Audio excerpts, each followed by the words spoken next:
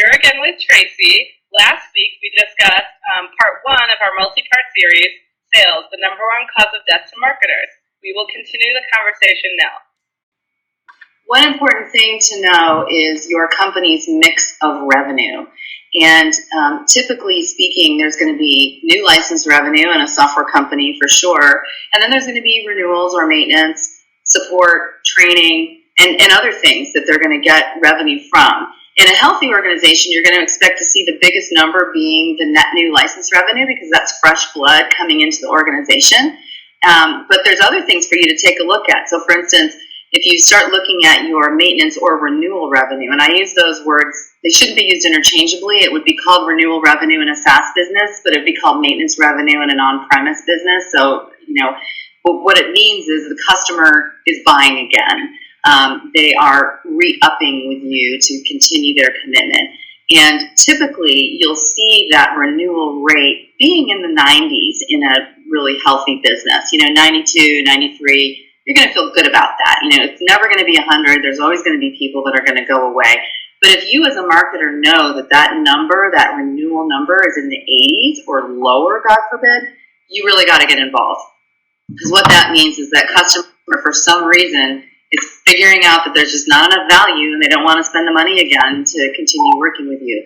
So you can do all sorts of loyalty campaigns, renewal programs, special offers, things like that. Do it in concert with the sales organization, of course, but it's a smart thing to know. And it's also a metric you can track, so let's just pretend that your renewal rate for your organization is like 83 or 84%. It's not horrible, but it's not great either.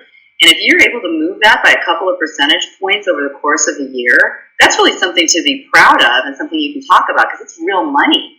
You can translate that back into revenue. It can be really, really effective and important. And many of us marketers are very focused on the net new license revenue, and we should be, but a part of us should always be asking a question about existing customers. And, make sure you're doing existing customer campaigns before it's too late. It can be something as simple as an interesting newsletter.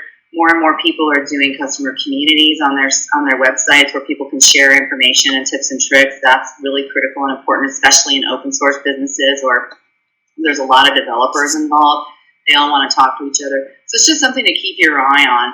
But very important to always know what's the net new license revenue number that we're supporting, and then what's the total revenue of the complete and total business. And it's interesting to me when I interview candidates for marketing teams, and often I'll ask them, their previous employer, what was your revenue? A lot of times people can't answer, and I find that just shocking to me. It's like, are you a $100 million business, or are you a $6 million business?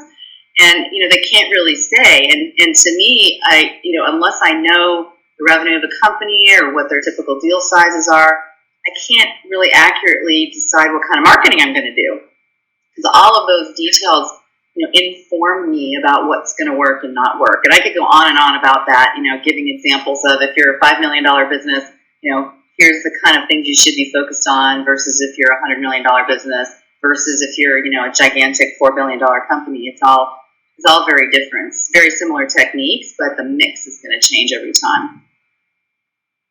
So I think that's basically my list of things that I want to know about. And then I would just always be curious in continuing to ask questions. And don't feel stupid. It's okay to ask a salesperson, can you explain to me how this works? And they'll be very happy to tell you. They love to talk.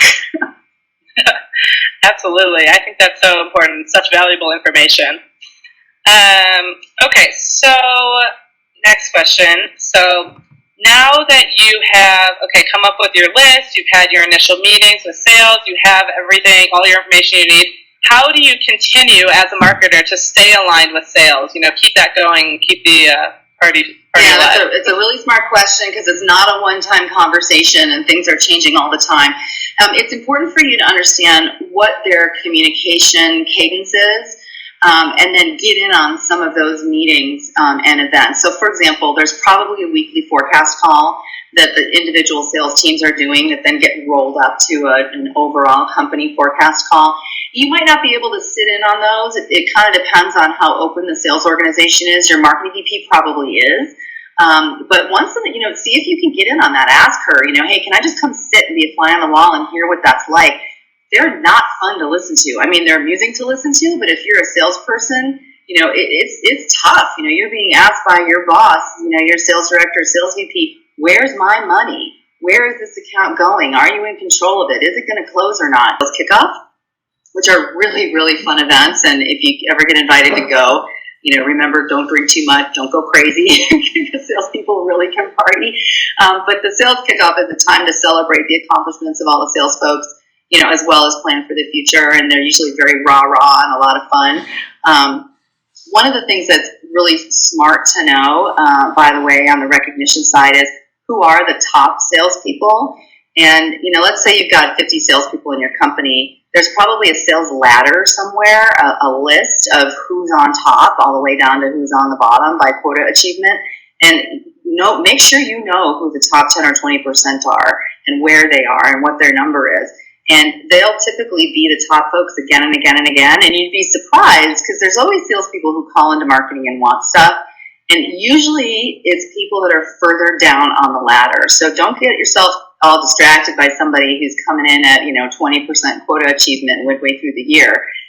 Maybe it's their ramp time, that's different. But if they've been there for a while and they're not doing that great, just be judicious about where you spend your time. And if one of those top people call, make sure you listen, because anybody that's bringing in revenue to the company has a lot of power, and it's good for you to know who they are. Another thing that's really important to know, and I probably should have put this on the list earlier, is how much pipeline coverage does your sales team need? And we've all heard that 3x magic number, that they need 3 times the pipeline to actually make the number for the quarter. And that 3x is sort of an arbitrary number. It's something that's been a rule of thumb as long as I've been in marketing. But in some companies it's higher, and in other companies it's lower.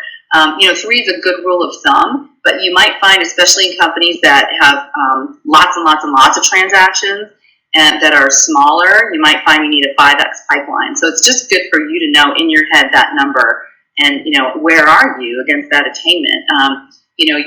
Us in marketing, generally speaking, when we're in our individual program level roles, we probably know what the numbers are that we have to achieve at the very tippy top of the funnel. But as things get further and further down to a sales-ready lead, we're less aware of how much is needed there, I find, generally speaking. So it's good for us to know all that upper funnel stuff, for sure. We need to have that in our head, and that's what we go against, whether it be registrations for an event or responses to an email or any number of other kind of early stage metrics. But as they get further and further down into a sales-ready lead number, make sure you understand that as well, and then further down the funnel from there. So I would say that those kinds of things in terms of meetings with salespeople are important. It's also very important to know what kind of report sales management is looking at. And usually you wouldn't, in a marketing team, have access to those things, but your marketing team probably does.